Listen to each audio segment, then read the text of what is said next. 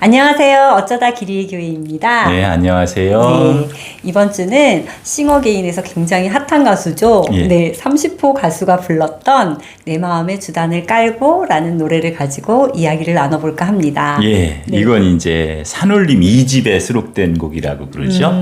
1978년도에 발표됐으니까, 아유, 당신은 뭐 기억도 못할 거예요. 아기 때. 네. 저는 기억을 하지요.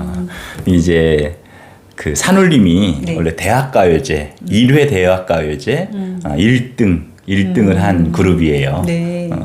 근데 이제 그 김창완 가장 큰 형이 이미 대학을 졸업을 해서 1등한 그게 이제 박탈이 당했대요. 그래가지고 2등이 나 어떡해라는 그 곡이 이제 1등이 됐는데 재미있는 것은 이 나 어떡해도 이 산울림 그 형제 중 하나인 김창훈 씨가 만든 곡이라 그러죠. 정말요? 예, 이 형제가 다 휩쓸었네요. 예, 샌드페블즈라는 네. 그 그룹에서 활동을 하다가 네. 샌드페블즈에게 나 어떡해라는 곡을 주고 자기 이쪽은 형제들하고 이제 그 무이라는 그룹으로 대학가요제에 참석을 했는데 1등을 했다는 거죠. 그러니까 이 산울림이라는 그 가수가 참 그 그룹이 굉장히 대단한 거예요. 그때 당시만 해도 굉장히 네. 음악 세계 자체가 굉장히 독특하고 그때 당시에 그 일반적이지 않은 어떤 그런 음악을 했던 그룹들이지요. 네. 뭐 학력까지 얘기하면 부형제는 서울대 그리고 막내는 뭐 고려대 뭐 그런 어떤 쟁쟁한 집안이었고 재미있는 것은 엄친아들이 예, 그럴 수도 있어요. 네.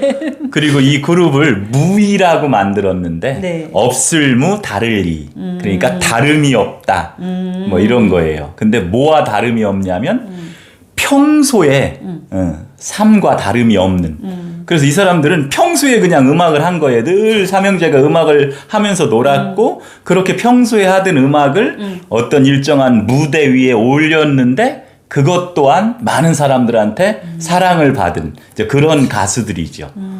그게 참 재밌죠. 그러게요. 예. 그런데 대단한 이것을 형제들이네요. 네. 이것을 요즘 30호 가수 이승윤 씨가 부른 거예요.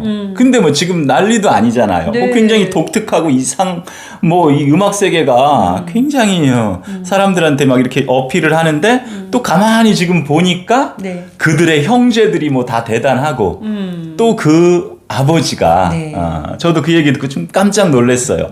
이재철 목사님이라고 교계에서는 굉장히 유명하신 분인데 그분의 자제들인 거죠. 네. 그래서 늘 뭐 이렇게 너무 재밌잖아요. 그 이승윤 씨가 옛날에 그 내 마음의 주단을 깔고를 불러가지고 이 곡을 다시 소환해서 네, 네.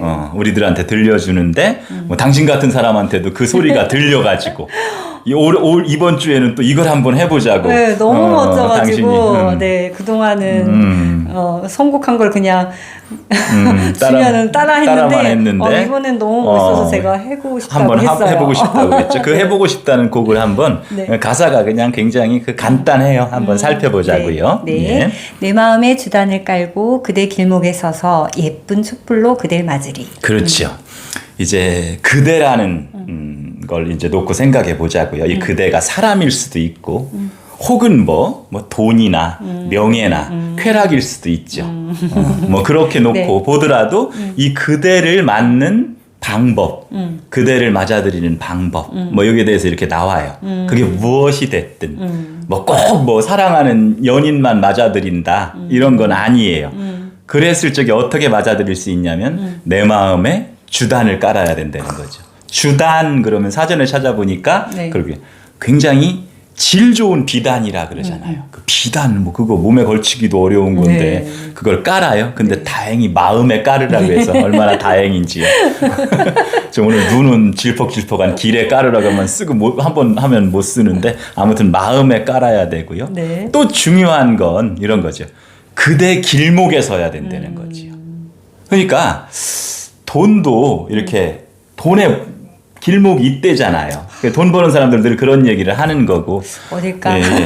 그 사람들한테 신용을 얻는 방법도 네. 명예를 얻는 방법도 약간 차이가 있는 거죠. 쾌락을 추구하기 위해서는 뭐 쾌락 뭐 그것도 이제 그런 식으로 받아들여야 되겠죠. 사랑도 사랑하는 연인도 그가 오는 길목이 있으니까 정확히 그 길목에 주단을 깔아놓고 또 또 어떻게 해요? 예쁜 촛불로. 여기서는 이 촛불이 상징하는 것이 여러 가지가 있는데 뭐 자기 몸을 태워서 빛을 발한다. 뭐 그랬을 적에 희생이라든가 어떤 대가라는 것도 우리가 생각해 볼 수 있는 거죠. 그러니까 그대라는 것이 무엇이 됐든 그 그대를 내가 맞아들이기 위해서는 어떠한 일정한 방법이 있다. 뭐 저는 그렇게 이제 이 노래를 들으면서 느낌은 그렇게 왔어요. 네. 그 다음에 이제 다음 가사는요. 네, 향그러운 꽃길로 가면 나는 나비가 되어 그대 마음에 날아가 앉으리. 그렇죠. 이제 이거 기다리는데 이 기다림은 또 그런 이야기가 있잖아요. 봄은 기다리는 게 아니라 뭐라고요? 다가서는 거다. 네네네. 뭐 이런 얘기도 있고요. 네. 사랑은 그냥 기다리는 게 아니야. 내 스스로 다가가서 쟁취하는 거야. 예. 그렇게 되는 거죠. 그렇게 쟁취를 하셨군요. 이제 그런 거지요. 네. 뭐 가만히 있으면 오나. 그래가지고 이제 그 유명한 그 권투 선수 무하마드 알리가 한 이야기가 있잖아요. 맞아요. 나비처럼 날아서 벌처럼 벌처럼. 쏘겠다. 그 쟁취하는 것도 이제 방법이 있는 거죠. 네. 그런데 이제 또 쟁취할 적에는 어떻게 이렇게 하느냐면 부드럽게 다가서야 돼요. 달콤하게 다가서야 되고 그런 것들이 네. 있어요. 그래야지만이 이제 되는 것처럼 향기로운 꽃길로 가면 나는 나비가 되어 그대의 마음에 날아가 앉으리. 이런 것처럼. 너무 예쁘다. 이게 이제 참 예뻐요. 그리고 이제 우리나라 그 어떤 그 정서상 그런 게 있잖아요. 누가 손님이 오면 뭐 하지요? 마중 나가죠. 네, 마중 나가요. 네. 그러니까 내가 여기 앉아서 그를 맞는 게 아니에요. 네. 맞아요. 뭐 굉장히 반가운 손님일수록 더 귀한 손님일수록 더 멀리 나가잖아요. 요즘은 아무튼 그러잖아요. 네네. 예. 그리고 이제 또 손님이 가실 때도 어떻게 해요? 그대가 배웅을 가니까 해주죠. 배웅을 하죠. 맞아요. 어디까지 따라가 나가느냐에 따라서 그 귀함의 어떤 정도가 다른 거죠. 저 지금 예. 머릿속에 굴리고 있어요. 제가 어디까지 마중을 나갔을지. 그럼요. 그건 어디까지 이제 배움을 나갔었지. 그 그대가 어느 누구냐에 따라서 다른 거예요. 아, 네. 뭐 그런 것처럼 그런 어떤 의미들이 네. 이 노랫말 속에 숨어 있는 거지요. 네, 네. 그 다음에는요. 네, 이 한마디 말이 노래가 되고 시가 되고. 아, 이 가사가 너무 저는 예뻐요. 이제 그 막 부를 때마다 이렇게 소름이 돋더라고요. 참 멋지다. 그러니까 여기서 이제 이 노래를 부른 이제 산울림의 전 그 그룹의 그 형제들의 이름이 무이였던 것처럼 네, 네. 그러니까 이들은 그냥 평소와 다름없이 노래하고 노래를 만들고 연주하고 했던 것들을 가지고 무대에 올렸더니 예, 그게 이제 많은 대중들에게 사랑받는 노래가 된 것처럼 네. 그냥 우리가 평소에 하는 말이 노래가 되고 더 나아가서 시가 된다면 얼마나 좋을까. 맞아요. 예. 이문열의 시인이라는 그런 책이 있어요. 그 옛날에 이제 김삿갓의 그것을 모델로 해서 썼는데 시가 1기, 2기, 3기, 4기 이렇게 나눠지는데 처음에 공명시로 시작을 해서 이렇게 쭉 4기까지 가면 어떤 시가 되냐면 그 시인이 노인이 돼가지고 그냥 말을 한마디 이렇게 중얼거려요. 그럼 아들이 아버님 뭐라고 말씀하셨습니까? 그러면 저기 꽃이 있다고 했다. 그러면 그 꽃이 그 자리에서 확 피어나지요. 또 뭐라고 중얼거리면 아버님 뭐라고 하셨어요? 그러니까 저기 나비가 날아든다고 했다. 그러면 거기서 나비가 막 날아들고 이건 굉장히 신비로운 존재인데 신비로운 이야기인데 그 시인의 그런 이야기가 나오는데 네. 그런 것처럼 우리의 말 한마디가 그냥 노래가 되고 시가 된다면 얼마나 좋을까. 그래서 이제 엊그저께 당신이랑 나랑 내가 어떤 사람이 되고 싶나. 그래서 MKTV를 보면서 당신이 네. 한번 문장으로 정리해보자고 그랬을 네. 적에 제가 썼던 문장 기억나요? 네, 기억이 납니다. 여기 이제 가져왔는데 네. 제가 뭐 그렇게 썼던 것 같아요. 네. 시대의 소음을 시대의 소음이라는 것은 윌리엄 반지의 그 시대의 소음이라는 그 소설을 제가 이제 잠깐 이렇게 가지고 왔는데 네. 시대의 소음을 음악으로 승화시켜 그 리듬에 몸을 맡기고 마음껏 노래하며 춤추는 삶을 살고 싶다. 제가 그랬잖아요. 당신이 더 음악가 같으네요.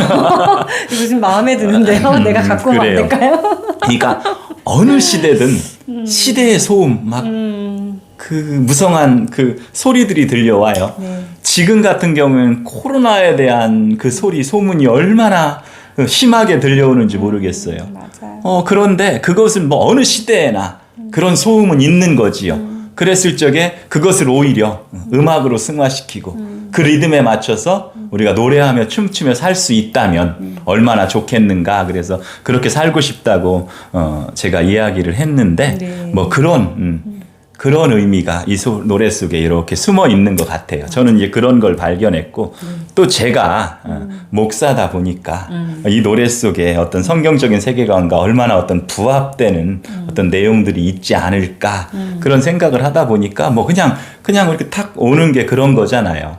지난주에도 제가 그런 얘기를 조금 했는데 내 하나의 사람은 가고에서 회자 정리, 만남은 반드시 헤어짐을 따라온다. 그리고 거자필반 그랬잖아요. 떠난 사람은 반드시 돌아온다. 이런 것처럼 기독교 성경적인 세계관의 중요한 개념 뭐 두 가지라고도 할 수 있고 한 가지라고 할 수 있는데 종말론적인 세계관이 있어요. 종말론.